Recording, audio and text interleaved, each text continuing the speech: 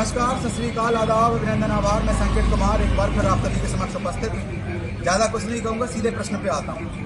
Sir, NTPC द्वारा जो dust supply हो रही है रोडों पे, डस्ट की स्थिति ये है कि बच्चे जो स्कूल जाते हैं पढ़ने के लिए वो प्रभावित हो रहे हैं, स्वास्थ्य उनका बिगड़ रहा है और रोड पर निरंतर धूल की जो गुल होती है वो दिखाई पड़ रही है। क्या कहेंगे? देखिए, ये मानते हैं जब एनटीपीसी बना था तो उसके ये परिणाम की जानकारी थी और इसके लिए निरंतर सुधार किया जा रहा है।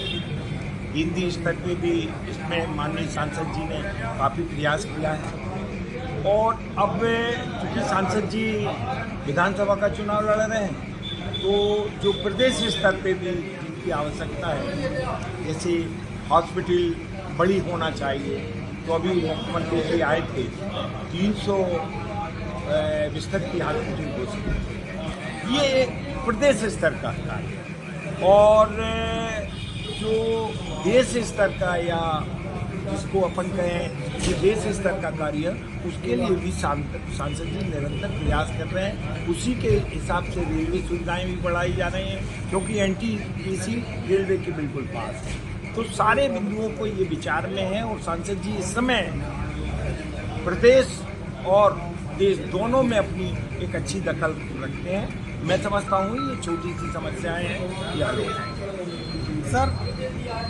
एनटीपीसी द्वारा जो आमगांव तिराहा है उसके लिए राशि स्वीकृत कराई गई थी, लेकिन सर वो काम अभी भी लटका हुआ है। क्या ऐसा कारण है जिससे वो काम पूरा नहीं हो पा रहा? लेट क्यों हो रहा है? नहीं, देखिए, लटका हुआ कह सकते हैं। एक तो संवैधानिक व्यवस्था आ गई या आचार संहिता आ गई, लेकिन आप देखिए वहाँ जाके देखिए काम चालू हुआ था लेकिन काम रुक गया। अच्छा, अब उसमें कोई प्रश्न नहीं है, सांसद जी अब एनटीपीसी जो दे चुका है उसको वो करवाना ही है और मैं समझता हूँ कि ये चुनाव के समाप्त होते होते काम चालू है। अब आचार संहिता के कारण अधिकारियों पे दबाव कम हो जाता है, अन्य ठेकेदारों पे भी दबाव कम हो जाता है, लेकिन हमारी पार्टी और सांसद जी बहुत जम के लगे हुए हैं, कोई दिक्कत नहीं। सर, जो योजनाएं चल रही हैं, सरकारें भी योजनाओं का बोलबाला स्टेजों से बहुत ज़्यादा करती हैं। सर, जो नल जल योजना है, कई गाँवों में नल जल योजना की स्थिति गंभीर है।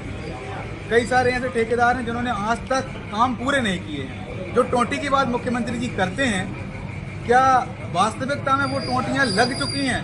सर, हम ये देखते हैं कि टोंटियाँ भी कई जगह सर काम पेंडिंग पड़े हुए हैं। बिल्कुल ठीक है, बहुत बड़ा कार्य है, बहुत बड़ा कार्य है। हर गांव में पेयजल को पहुंचाना ये निश्चित तौर से इतना बड़ा कार्य था, इसीलिए तो इतने दिनों से हुआ नहीं। लेकिन हमारी केंद्र सरकार ने और माननीय प्रहलाद जी भी उसके मंत्री रहे हैं, तो हम लोगों ने ये प्रयास किया है। लेकिन जैसे जैसे शिकायतें आती हैं उन शिकायतों को तात्कालिक रूप से हल करने का प्रयास किया जाता है और भी अब ये चुनाव आचार संहिता के बाद इसमें फिर से और भी ज़्यादा तरीकेबद्ध इसको योजनाबद्ध देखा जाएगा।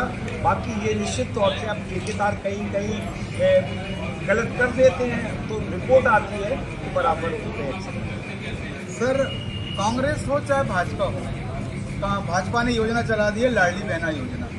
कांग्रेस का भी कहना है कि वो लाडली सम्मान देगी, परंतु सर मैं ये जानना चाहता हूँ, जिनको ये लाभ पहुँच रहा है अच्छी बात है, परंतु इन योजनाओं से क्या अर्थव्यवस्था डैमेज नहीं होगी प्रदेश की और देश की? देखिए, सरकार का काम केवल विकास कार्य नहीं, एक राजा का काम केवल विकास कार्य नहीं होता।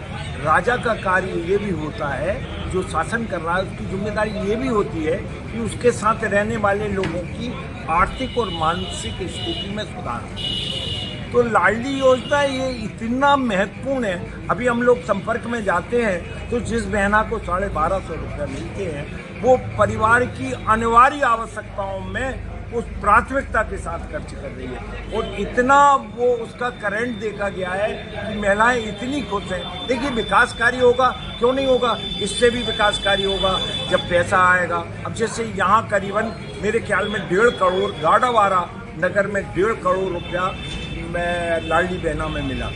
ये जब 3000 हो जाएगा तो शायद 4 करोड़ 3 करोड़ हो जाएगा। ये पैसा कहाँ जाएगा? ये पैसा जाएगा तो दुकानों में जाएगा, किराने की दुकान में जाएगा, किताबों की दुकान में जाएगा, चाय की दुकान में जाएगा और अन्य दवाइयों की दुकान में जाएगा, तो इससे व्यापार भी बढ़ेगा। इसमें जीएसटी भी सरकार को मिलेगी, तो इसमें कोई दिक्कत नहीं। लेकिन ये जो योजना है, ये शिवराज जी की एक बहुत अनूठी योजना है। जैसे प्रधानमंत्री जी की आवास योजना थी, ऐसी ही हिंदुस्तान के निचले वर्ग, भारतीय जनता पार्टी तो निचले वर्ग को लेकर चलती है। हमारे दीनदयाल जी का जो है कि अंतिम बिंदु पर खड़े व्यक्ति को जब तक शासन का लाभ न हो, शासन करने से कोई फायदा नहीं, प्रजातंत्र का कोई फायदा नहीं। प्रजातंत्र जब ही सफल माना जाएगा जब अंतिम बिंदु पर खड़े व्यक्ति को उसका लाभ मिले। और हमारा केंद्र की सरकार या राज्य की सरकार इसी बिंदु को लेकर चलेगी। तो निचले स्तर का जो बिंदु है सर, आपने कहा किसान इस देश की रीढ़ की हड्डी है, कृषि प्रधान हमारा देश है, परंतु रानी अवंतीबाई नहर परियोजना जो गाड़ावारा तहसील से होकर तेंदुखेड़ा विधानसभा तक पहुंची है सर, उस नहर में आज तक पानी नहीं पहुंचा सर, क्या कहेंगे? बिल्कुल ठीक कह रहे हैं। किसान हमारी प्राथमिकता है, क्योंकि हम जानते हैं किसान ही इस देश का अन्नदाता है। उसको हम इस ढंग से तो लाभ दे ही रहे हैं कि उसकी फसल अधिक से अधिक हो, उसके साथ ये भी लाभ देना चाह रहे हैं कि उसको उसकी फसल का अधिक से अधिक मूल्य मिले। इसके साथ भी हमारी आपने जो किसान योजना है, जिसमें प्रधानमंत्री को से 2000 रुपये डलता है, ये सारे किसानों के हित में कार्य किए जा रहे हैं। योजना का जो आप कह रहे हैं, उस योजना में प्रगति हो रही है। हो सकता है कहीं प्रगति में रुकावट होगी तो उसको देखा जाएगा, और किसानों के हित में कोई भी कार्य ऐसा नहीं होगा जो छूट जाए। सर, जब हम बात करते हैं रोटी, कपड़ा, मकान, स्वास्थ्य, चिकित्सा, सड़क, ऐसी जो जब हम मूलभूत सुविधाओं की बात करते हैं तो सर अभी जो पोजीशन है स्कूलों की है, हॉस्पिटल्स की है, स्कूलों में टीचर्स नहीं हैं, हॉस्पिटल में एम्प्लॉयड नहीं है सर, क्या ये जो योजनाएं हैं जो ये सरकार इनको व्यवस्थित रूप से चलाना चाहिए, क्या इनका इन योजनाओं के ऊपर सरकार का कोई विशेष ध्यान नहीं है सर? नहीं, कैसे नहीं ध्यान? देखिए, हमारे यहाँ पहले 50 बिस्तर की हॉस्पिटल थी, मुख्यमंत्री जी आए, उन्होंने 300 की थी। ये बात भी पक्की है कि 300 में 300 ना होके 200 की हुई। अभी 500 बिस्तर का हॉस्पिटल मुख्यमंत्री जी घोषित कर दी गए। निश्चित तौर से ये एक साथ पूरी व्यवस्था नहीं हो सकती, प्रजातंत्र में सैन्य व्यवस्था होती है, और निश्चित तौर से इस क्षेत्र में विगत 20 सालों में जो तरक्की की गई है वो पिछले 40 साल की तरक्की से बढ़ के है। निश्चित तौर से हमें बहुत पिछड़ी व्यवस्था मिली थी, हमारी 15 साल की 20 साल की सरकार ने इसको काफ़ी दूर तक तय किया है, और बहुत ही जल्दी हमें एक अच्छा वातावरण तय करना है। सर, जब हम बात करते हैं पीएम आवास की, पीएम आवास एक ऐसी योजना है जिसमें राज्य सरकार और केंद्र सरकार दोनों ही फंडिंग करके जनता तक उसका लाभ पहुंचाती है, परंतु सर सवाल ये बनता है कि जब नगरीय क्षेत्र में 2.5 लाख रुपए की राशि दी जाती है, वहीं ग्रामीण क्षेत्र में 1,40,000 रुपये दिए जाता है, परंतु सर मेन सवाल ये है कि 1,40,000 रुपये देते तो हैं, परंतु रेत जो है 4500 से 5,000 रुपये मिलती है, लोहा जो है 7,000 रुपये कुंटल मिलता है, गिट्टी जो है सर 3500 से 3,000 रुपये कुंटल मतलब ट्रॉली का लेके जाते हैं। इतने में क्या घर बन सकता है आज की महंगाई के समय में? ठीक है, ये योजना जिस समय बनी थी उस समय 3500 रुपया रेत नहीं थी, रेत केवल 600, 700, 800 की थी। इसका पुनः मूल्यांकन किया जा सकता है, और केंद्र सरकार के पास राशि आने पर इसको बढ़ाया जा सकता है। ये कोई ऐसी बात नहीं है कि ये फिक्स कर दी गई, ये तो प्रारंभिक राशि थी। जैसे लाडली योजना है, लाडली योजना हमने 1,000 से चालू की। हम आपको ये विश्वास दिलाते हैं कि हमारे मुख्यमंत्री उसको 3,000 तक ले जाएंगे, लेकिन हर चीज़ का प्रजातंत्र में एक क्रम होता है, उस क्रम से चलना पड़ता है, क्योंकि और भी बातें होती हैं। अभी हम यात्रा में गए, लोगों से मिले, 7 तारीख को 1250 रुपये की राशि आई। हो सकता है अगर ये आचार संहिता नहीं होती तो हमारी बहनें जो हैं 1500 की राशि प्राप्त करती। सर, व्यवस्था है। सर आपको रोक रहा हूँ, क्या सर आचार्य संहिता के दौरान क्या ये राशि सरकार द्वारा जो डाली गई है, क्या ये उचित है, डलना चाहिए थी, या कानून के दायरे के बाहर है? नहीं, देखिए, कोई कार्य अगर आरंभ हो जाए तो उसमें आचार संहिता नहीं लगती। कार्य आरंभ नहीं होना चाहिए, कार्य की घोषणा नहीं होना चाहिए, इन बिंदुओं पे प्रतिबंध होता है। सरकारी काम अगर आपने कोई कार्य हो गया है, उसकी रिपोर्ट्स वगैरह आ गई और उसका एक चरण अगर पूरा हो गया है तो फिर उसमें आचार संहिता नहीं आती, ऐसा मैं समझता हूँ और शायद सरकार भी ये समझती है। सर, प्रोग्राम है नेता नगरी, तो नेता जब तक प्रत्याशी है, जब तक जनता के दरबार में पहुंचता है, प्रत्याशी जब नेता बन जाता है, विधायक या सांसद बन जाता है, फिर वो जनता को क्यों भूल जाता है? और दूसरा सर ये कि जब नेता बनता है तो उसके पास जो संपत्ति होती है उसमें अचानक से इतना उछाल कैसे आ जाता है? देखिए, ये सारे नेताओं के लिए लागू नहीं होती। आपका ये कहना जरूर ठीक है कि कुछ नेता बाद में जनता के पास नहीं पहुंचते, और अगर ऐसे नेता होते हैं जो जनता के पास नहीं पहुंचते फिर जनता भी उनको ऊपर नहीं पहुंचाती। तो ये बात तो तय है। इसमें अगर वो गलती कर रहा है, इसमें राजनीति की गलती नहीं है, इसमें वो प्रत्याशी, वो उम्मीदवार, वो कैंडिडेट जिसको सरकार जनता ने चुना है और इस कार्य के लिए चुना है कि वो हमेशा उसके लिए उपलब्ध रहे।